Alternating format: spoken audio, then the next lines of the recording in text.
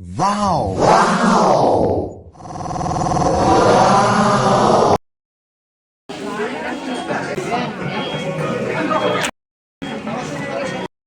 High my girlies, welcome back to my channel. তো আজকে আমি যাচ্ছি পুজোর জন্য হেয়ার কাট করাতে। এটা আমার অনেক আগেই করানো উচিত ছিল, বাট আমি করাতে পারিনি।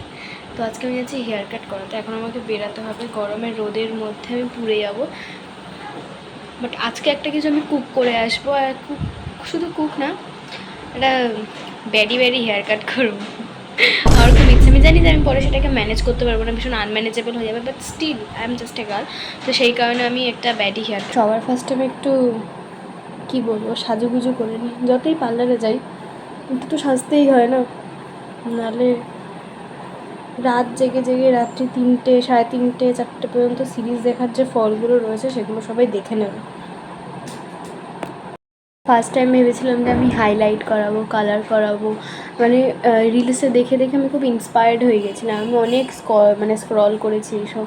তারপর বললাম যে না, আমাকে তো বাড়িতে টিকে থাকতে হবে, এখন এসব করালে চলবে না। তো আমি এখানে রেডি হয়ে গেছি, তো চলো যাওয়া যাক, লেটস গো। বাড়ি থেকে বলে বেরিয়েছিলাম যে কুক করব, বাট আমি যে নিজেই কুকড হয়ে যাবো সেটা আমি বুঝতে পারিনি। কুক না, অ্যাকচুয়ালি বার্ন হয়ে গেছিলাম আমি। শরৎকাল না গরমকাল বোঝা যাচ্ছে না। শরৎকালে হালকা ওয়েদার থাকে, এখন মানে 35 মতো টেম্পারেচার আছে। বৃষ্টি হয় কোনো লাভই হয় না, উল্টো আরো গরম বাড়ে।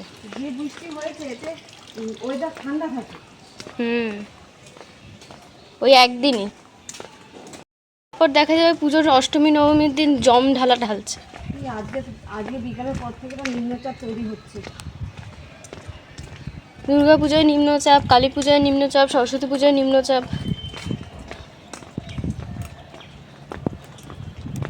যতই নিম্নচাপ হোক, আমার মতো নিম্নে আর কেউ যেতে পারবে না। সব থেকে বেশি অধঃপতনে আমি গেছি। তো আমি গরমে স্ট্রাগল করে রোদে পুড়ে একদম চিকেন বারবিকিউ হয়ে আমি পৌঁছে গেছিলাম স্যালনে। তো ওখানে গিয়ে একটু আরাম করে আমি বসেছিলাম।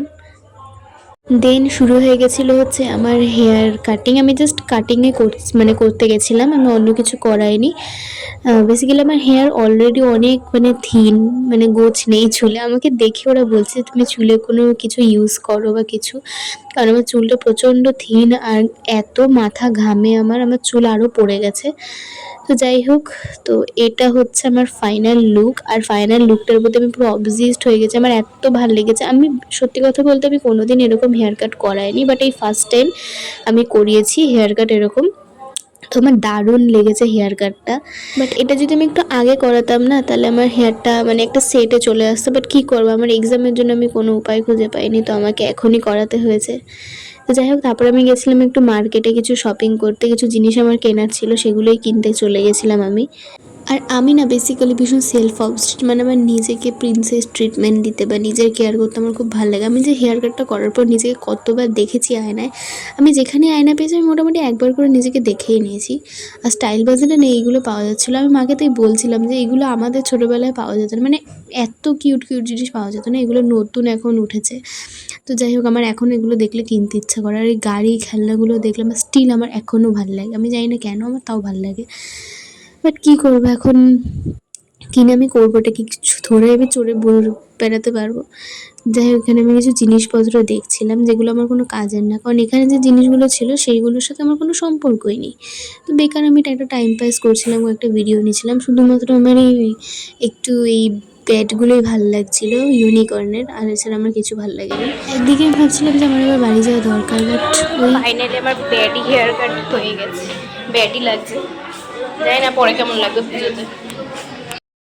আমি ব্যাডি হতে হতে লিটারেলি সোশ্যাল অ্যাংজাইটিকে আমি তুড়ি মেরে উড়িয়ে দিই। আমি পাবলিক প্লেসে দাঁড়িয়ে এরকম ভিডিও করছিলাম।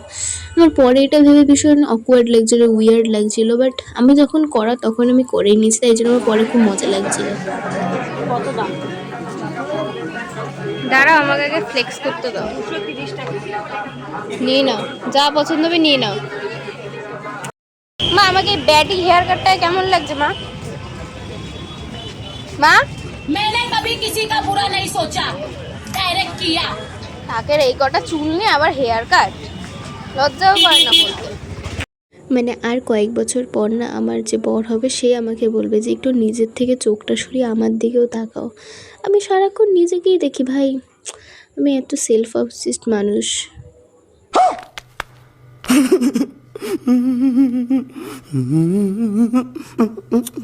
আমাদের মতো ধনী লোকের জন্য এখন মাত্র ভোর রাত।